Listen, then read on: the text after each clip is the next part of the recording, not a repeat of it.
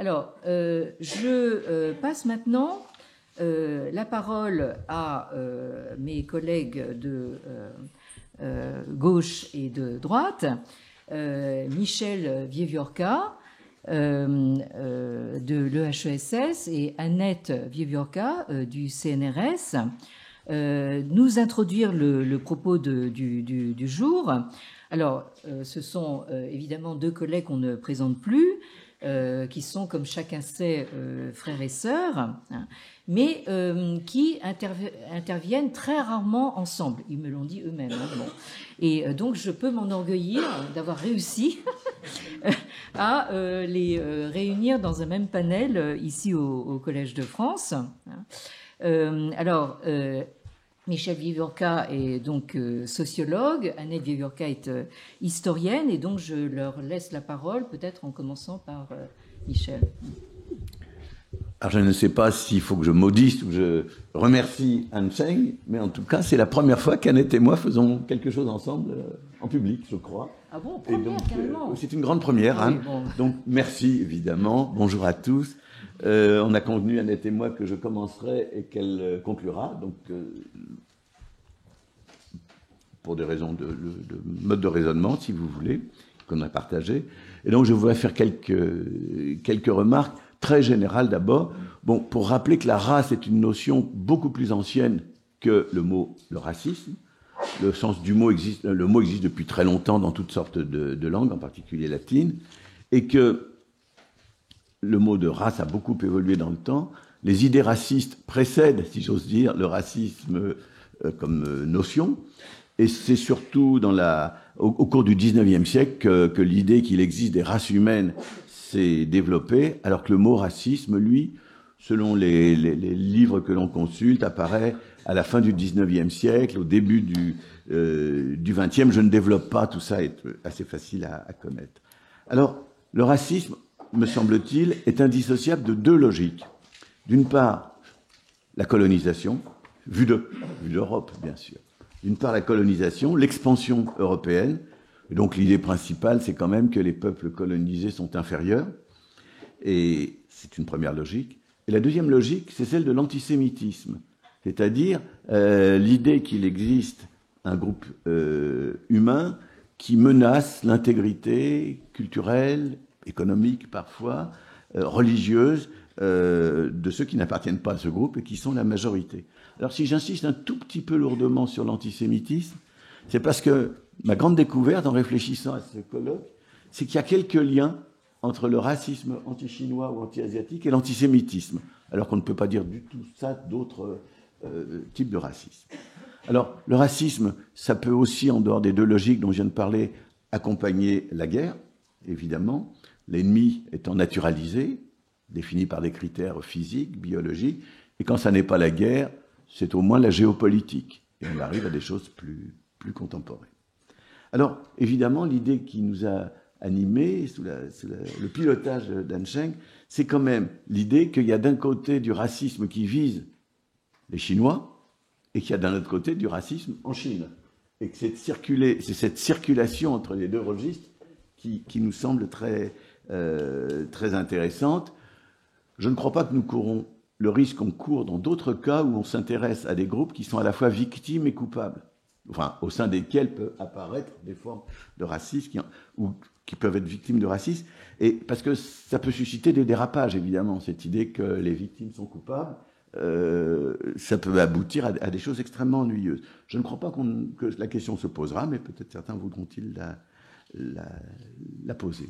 Alors, je voudrais dire aussi que, vu depuis la France, peut-être l'Europe, en tout cas la France, les préjugés anti-chinois, historiquement, sont aussi des préjugés anti-jaunes. On ne distingue pas beaucoup. L'ignorance est considérable, qu'après tout, on devrait distinguer vietnamiens, japonais, peut-être coréens, etc. Le racisme ne s'embarrasse pas toujours de ces distinctions. Mais il y a quand même... Et donc, on va parler, on en discutera tout à l'heure avec Régis Méran, mais on va parler du péril jaune. Il n'y aura pas le péril chinois. Alors, le péril jaune, c'est peut-être quelque chose qui va apparaître en liaison avec ces différentes autres formes de racisme qui montent dans la deuxième moitié du 19e siècle, mais c'est quand même quelque chose d'assez singulier. Ce péril jaune renvoie à l'idée je le dis peut-être maladroitement, d'une menace qui vient de loin, mais qui pourrait venir jusqu'ici, qui est peut-être un petit peu ici, parce qu'il y a des gens qui viennent de cette partie du monde qui habitent dans celle-là. Ça suscite de l'inquiétude, de la peur. En général, le racisme, disons, de type colonial, c'est un racisme qui dit ils sont inférieurs, on peut les exploiter. Hein, c'est un racisme d'infériorisation. Et donc là, il y a quelque chose d'autre. Hein, l'idée de est-ce que c'est pas tout ça porté par des gens qui seraient malsains, maléfiques, et en même temps, ça n'est pas un racisme qui, contrairement aux juifs, par contre, génère de la haine. Je ne crois pas qu'il y ait de la haine active, en tout cas, dans le discours sur le péril jaune. Et donc, vous voyez, c'est pas vraiment la même chose que d'autres formes de racisme. Alors, je laisse de côté le péril jaune. J'avance un petit peu plus dans le temps. Je me souviens des années 60 ou 70 où des collègues à moi étudiaient le racisme qui peut viser les commerçants asiatiques. J'ai une collègue qui s'appelle Anne Rollin, je ne l'ai pas vue ici aujourd'hui, mais Anne Rollin avait étudié ce genre de choses. Et donc c'était un racisme qui était fait surtout de rumeurs, de préjugés, de stéréotypes. Je ne sais pas si les plus âgés d'entre vous se souviennent de ces rumeurs du genre il nous faut manger des rats ou il nous faut manger des chats dans leur restaurant. Mais ce genre de rumeurs, bon, ça c'était le plus actif de ce qui circulait. Hein. On a une version récente de ça. Bon, mais je ne dis pas que ça a disparu, bien sûr, mais d'autres... Alors, le racisme, ça fait partie de ces phénomènes qui se transforment en permanence. Hein. Et donc, il y avait de ça. Il y avait aussi dans le racisme anti-chinois de ces années 50, 60 et encore 70, une sorte de mépris xénophobe, mais vaguement inquiet. C'était des préjugés plutôt qu'autre chose. C'était du genre, oui, ils ont de l'industrie, mais ils fabriquent que de la camelote. Hein, c'était vraiment l'idée que la Chine n'est pas une menace économique, mais quand même, elle fabrique, elle industrialise. Enfin, il y avait ce genre de choses. Et donc, viennent ensuite les problèmes plus récents. Je salue au passage Richard Berraat, qui a écrit un fort bon livre sur ce genre de thématique, entre autres. Et donc, la question du racisme anti-chinois va devenir, à certains égards, indissociable d'autres racismes, en particulier anti-musulmans, anti-arabes. Et là, on va vivre des phénomènes relativement nouveaux, me semble-t-il, du point de vue de la France, ou je dis bien relativement, qui sont des phénomènes de friction et de tension de type raciste entre groupes eux-mêmes victimes du racisme. Et donc, ça va commencer à apparaître. La rumeur va vouloir que les Chinois aient de l'argent. Je dis la rumeur sans dire si elle est fausse ou pas, parce qu'il y a des choses que je ne sais pas, sur par exemple le fait que culturellement, les Chinois, quand ils viennent en France, aiment bien se promener avec de l'argent liquide. Je crois que c'est assez vrai, par contre. C'est pas simplement une rumeur, mais je serais très, très prudent. Enfin, c'est plus très à jour. Hein, oui. Non, mais je parle des années qui suivent. Hein. J'en suis pas encore au Covid. Hein. Mais j'y arrive. J'arrive au Covid. Bon. Mais en tout cas, il y a des agressions, il y a des violences, des tensions qu'on appelle parfois ethniques, raciales, dans des endroits où vivent à la fois, ou pas très loin des uns des autres, différents groupes, dont des groupes venus de Chine. Il y a des violences et elles ont un tour raciste. Et ça a pris un tour plus récent dans un quartier au nord de Paris, Popincourt, un quartier où il y a des commerces de gros très importants, dont beaucoup sont tenus par des Chinois. Alors là, les préjugés, je dis préjugés parce que je ne sais pas, hein, mais les préjugés, ce sont des mafias, ils transportent des valises d'argent, etc. C'est ce genre de choses qui circulent. Il y a eu des tensions, il y a eu des violences, il y a eu des moments tendus dans certains quartiers. Et puis, et j'en ai presque fini, arrive le Covid. Et avec le Covid, tous ces préjugés dont je viens de vous parler ont été comme réactivés. Alors, c'est très, très intéressant. Le pangolin, quand on a dit que le Covid vient de Chine et que c'est le pangolin. Donc là, c'est le lien des Chinois avec des animaux, c'est la promiscuité, on a insisté beaucoup, s'il y a un problème avec le pangolin. Et donc ça réactive un peu l'histoire ils ne sont pas gênés de servir des chats et des rats dans leurs restaurants. Donc oui, ça a réactivé ce genre de choses. L'idée qu'il y a une fuite depuis un laboratoire, c'est une idée qui a circulé, qui est peut-être vraie d'ailleurs, hein, je ne sais pas. Et des critiques aussi sur la façon dont les autorités chinoises ont géré la pandémie. Donc tout ça a alimenté évidemment des préjugés, et surtout des préjugés réduits à des formes assez élémentaires. Ça nous vient de Chine, c'est les Chinois qui sont coupables, c'est les Chinois qui sont responsables de la pandémie. Et je reviens à ma comparaison avec l'antisémitisme. Ça y ressemble un peu quand même. Hein, l'idée que les Juifs, ils empoisonnent des puits. Les Chinois, ils nous envoient l'épidémie. Vous voyez, ce genre de choses. Bon, avec en plus ces dimensions géopolitiques, mais qui alimentent quand même, et économiques, qui alimentent aussi un peu les phénomènes racistes, du genre, ils ont des masques, ils ont des médicaments, nous on n'en a plus, on a trop désindustrialisé. Est-ce que le péril jaune ne revient pas sous cette forme-là? Et est-ce qu'il n'y a pas derrière tout ça l'idée d'un plan plus ou moins machiavélique de domination du monde, la compétition avec les États-Unis? On peut la lire aussi sur un mode complotiste, si je peux dire. Et là, on se rapproche à nouveau peut-être un peu de l'antisémitisme. Voilà un peu ce que je voulais évoquer avant de passer la parole à ma jeune sœur Annette. Bon, ben merci mon frère. Merci Anne de nous avoir permis comme ça d'intervenir tous les deux dans un colloque pour lequel ma légitimité est très réduite.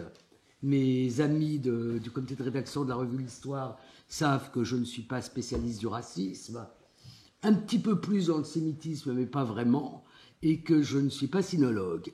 Mais j'ai vécu 2 années, j'ai enseigné 2 années en Chine, à l'Institut des langues étrangères de la province du Guangdong, à Canton, Guangzhou, et dans ces 2 années, j'ai observé un certain nombre de choses qui me semblent pertinentes pour ce colloque. D'abord, une intense xénophobie qui flirtait avec le racisme.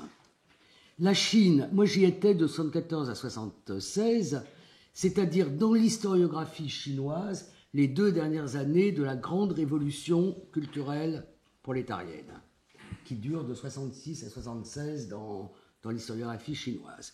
Elle avait été complètement fermée aux étrangers, et quand nous sommes arrivés à Canton en septembre 1974, les étrangers étaient très peu nombreux en Chine, et encore moins nombreux, à mon avis, à Canton, sauf au moment de la foire qui a toujours continué, mais on était les seuls Français à Canton. Des étudiants commençaient à revenir, et parmi les tout premiers étudiants, des étudiants africains venus étudier la médecine traditionnelle chinoise. Et j'ai le souvenir très vif de la rencontre avec une poignée d'étudiants africains du Ghana qui nous ont raconté l'ostracisme mêlé de violence auquel ils étaient confrontés. Il y avait eu dans une université des étudiants africains passés au cirage, la couleur noire. Les choses ne se sont pas améliorées. Et les étudiants africains sont toujours victimes en Chine de violences sporadiques et d'insultes permanentes. En 1989, donc je trouve ça intéressant parce que c'est janvier, on a tous à l'esprit juin 89, mais en janvier 89, des émeutes et une grande manifestation anti-africaine s'est déroulée. Et le racisme anti-noir, les Noirs étant considérés comme des reigüe, des diables noirs, et le ré noir étant le synonyme, mon chinois est si faible que je parle sous le contrôle, bien sûr, étant aussi le synonyme de la saleté, sale. Ce racisme s'étend sur les réseaux sociaux et rend la vie des Africains, désormais très nombreux en Chine, très difficile.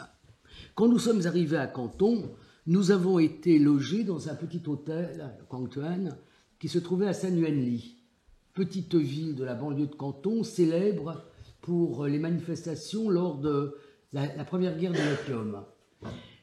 Je suis retourné en 2019 parce que j'ai raconté mes souvenirs chinois dans un livre qui s'appelle « Mes années chinoises ». Et là, j'ai découvert avec stupeur qu'il y avait à San Yuanli, où il y a un obélisque qui commémore la révolte contre les Anglais de la guerre de l'opium, une véritable ville africaine, qui est d'ailleurs surnommée Chocolate City, qui est une ville où des Africains font du commerce de textiles avec la Chine. Et du coup, j'ai un petit peu cherché sur Internet, parce qu'on fait tout ça maintenant, et j'ai vu qu'il y avait un certain nombre de documentaires et de reportages sur les Africains qui vivaient à Senyenli et comment ils n'arrivaient pas à aller dans les boîtes de nuit, comment ils ne pouvaient pas prendre des taxis. On peut donc dire qu'il y a vis-à-vis des Noirs quelque chose qui est un racisme, et c'est plus compliqué pour les étrangers. Seuls étrangers, nous étions des diables au long nez. Ce qui est curieux, c'est que les caractéristiques physiques en dehors des Noirs, et puis effectivement de la blanchitude, quand on voit des groupes de touristes chinois avec les femmes qui sont gantées, les ombrelles pour ne pas prendre une once de soleil, ça les éloigne aussi de la paysannerie, en ayant la peau très blanche. C'est pas tellement la couleur de la peau que la longueur du nez. Michel, c'est peut-être aussi une caractéristique le nez, c'est quelque chose d'important dans l'antisémitisme. Donc, la longueur du nez qui servent à désigner les populations. Donc, on a une xénophobie contre les diables étrangers, mais cette xénophobie confine au racisme, puisque l'étranger est caractérisé, enfin l'étranger venu d'Europe est caractérisé par des traits physiques. J'ai envie de risquer une hypothèse. Est-ce que ce racisme anti-noir pourrait être une facette de ce que j'ai envie d'appeler le suprématisme RAN, qui s'exprime dans l'attitude du pouvoir à l'égard des minorités dont Anne a parlé tout à l'heure, et singulièrement de ces minorités, qui ne sont pas si minoritaires, de la périphérie, que sont les Tibétains ou les Ouïghours du Xinjiang. Camp de concentration au Xinjiang, c'est quelque chose dont on a beaucoup parlé, avec des atteintes à la possibilité pour les femmes de procréer, avec la sinisation de la population ouïghour. Mais tout à l'heure, Dilnour Rehan va nous parler de cette question. Voilà, donc certes, il y a la question des idéologies racistes, d'un racisme inscrit dans le nationalisme RAN, qui conjugue des éléments dont Michel a parlé tout à l'heure, qui peuvent évoquer l'antisémitisme. Alors, en même temps, il faut raison garder, il reste 15 millions de juifs dans le monde, c'est même pas la ville de Shanghai, donc on est quand même dans des proportions démographiques qui n'ont rien à voir. Et des logiques de colonialisme interne dont sont victimes des peuples qui sont perçus comme étant à éradiquer culturellement. Le racisme en Chine a aussi à voir avec le refus d'une domination étrangère. Il faut quand même se rappeler que si la Chine n'a jamais été colonisée au sens propre, Sun Yat-sen parlait d'une hypocolonie. On s'est quand même partagé, tout le monde se rappelle la caricature qui était dans les manuels scolaires, le gâteau chinois. Et puis on va voir ce qu'il en est grâce à Pierre Souéry de la question du rapport entre la Chine et le Japon. Il y a eu un grand article dans Le Monde ces derniers jours sur la difficulté des Chinois actuellement au Japon. Alors les Chinois apparaissent victimes de racisme, comme Michel l'a expliqué, tout en étant eux-mêmes singulièrement racistes dans leur propre pays. C'est donc un paradoxe. Et c'est, je crois, ce paradoxe qu'on va creuser tout au long de cette journée. Et je remercie encore vraiment Anne Chang d'avoir permis cette rencontre autrement que familiale avec Michel, et surtout le grand intérêt de cette journée. Merci.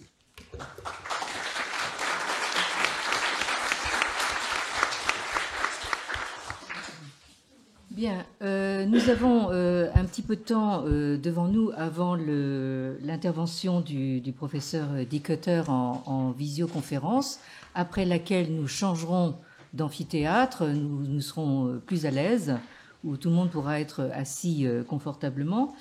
Je voulais juste commencer par, avant de vous donner la parole, reprendre l'hypothèse sur laquelle Annette vient de partir. Oui. Alors, oui, une sorte éventuellement de rapprochement entre le racisme anti-noir et le racisme Han anti-minorité. Alors là, je pense qu'il y a en fait peut-être une distinction à introduire. Je dois dire que moi-même, j'étais en Chine bien avant Annette pour une partie de mes études doctorales. J'y étais en fait peu de temps après donc la chute de la bande des quatre, c'est-à-dire après enfin non, j'y étais après en fait, oui, après. Donc une fois que la révolution culturelle s'est terminée, j'ai été moi aussi en fait témoin de la présence de ces étudiants africains, donc avec lesquels en fait on se retrouvait parce que en fait il faisait partie justement de cette cohorte des étudiants étrangers qu'on appelle en chinois les Liuxiesheng. Donc et donc on avait l'habitude en fait de se retrouver par exemple en voyage en train. À l'époque il n'y avait pas tous les TGV, etc. C'était ça prenait au moins une nuit pour passer de Pékin à Shanghai. Vous voyez l'époque. Et donc on partageait donc ces trains couchettes avec des étudiants africains. Et j'ai été témoin de la réaction alors du personnel des trains. Hein. Vous savez, vous aviez ces gens qui passaient avec des bouilloires d'eau chaude, hein, qui remplissaient les tasses d'eau chaude. Et donc, quand ils voyaient, en fait, c'était des femmes en général, et donc quand elles voyaient un Africain dans le wagon, elles faisaient carrément un saut en arrière, quoi. Enfin, comme si elles avaient vu je sais pas, enfin, un démon, un animal, enfin bon. Bon, et alors moi j'ai toujours admiré le calme justement de ces étudiants en fait qui commençaient ensuite tranquillement à parler chinois, quoi. Enfin donc et alors du coup du moment où ils commençaient à parler chinois, ils devenaient humains.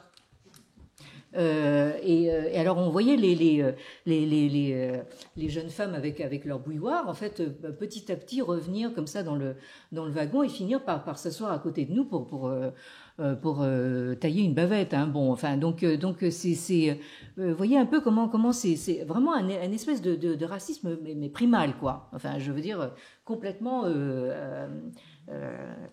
alors que le racisme Han anti-minorité, c'est un petit peu différent, c'est-à-dire que là, nous sommes enfin dans le schéma traditionnel de Zhongguo, du pays du centre, du pays du milieu, qui est donc centre de civilisation, hein, et qui émane de la civilisation sur la périphérie, hein.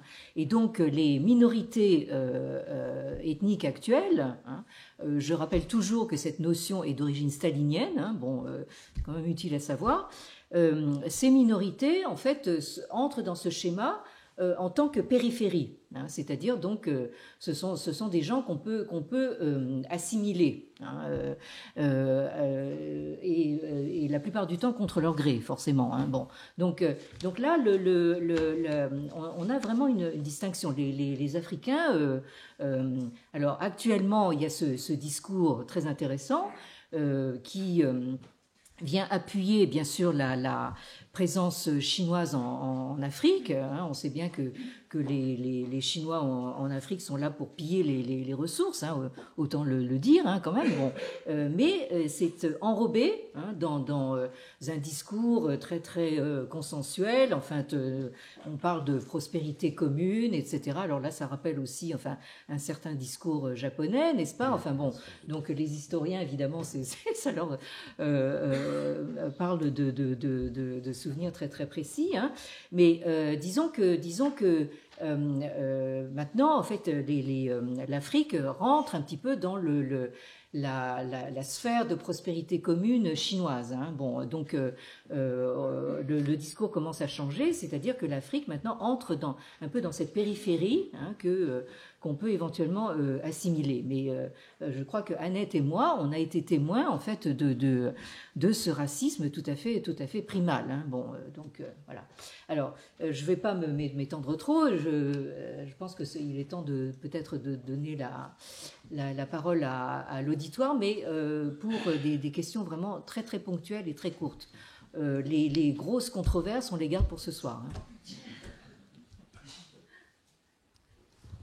En attendant, je vais faire deux toutes petites, une petite remarque et risquer une hypothèse également, qui n'est pas très éloignée de tout ce qui vient d'être dit. La première remarque, c'est que ce qui vient d'être dit à propos de l'Afrique me rappelle qu'il y a un discours anthropologique qui a une dimension vaguement raciste, qui tient au fait qu'on ne va quand même pas accepter que le berceau de l'humanité soit en Afrique. Oui, bon, alors là, c'est un sujet qu'on va aborder dans pas longtemps. Là. Bon, et par conséquent, je pense que je veux dire, ça devient, comment dire, ça monte au niveau idéologique, politique et scientifique ou pseudo ou parascientifique. Puis la deuxième remarque, c'est que quand j'écoute Annette ou Anne parler du racisme anti-noir en Chine, ça me fait tellement penser à ce que j'ai entendu dire du racisme anti-noir en Union soviétique que je pense qu'on doit aussi, puisqu'on est sur le registre de la comparaison, où Anne évoquait le stalinisme aussi. Est-ce que ça a à voir, est-ce que c'est deux empires? Est-ce que c'est le modèle soviétique? Enfin, en tout cas, je pense qu'on ne peut pas, dans l'analyse générale de tous ces phénomènes, oublier qu'on a quand même affaire à des pays qui ont fait venir des étudiants africains et que ça correspondait à un modèle impérial aussi. Je ne veux pas être plus lourd, hein, mais je vais introduire l'hypothèse.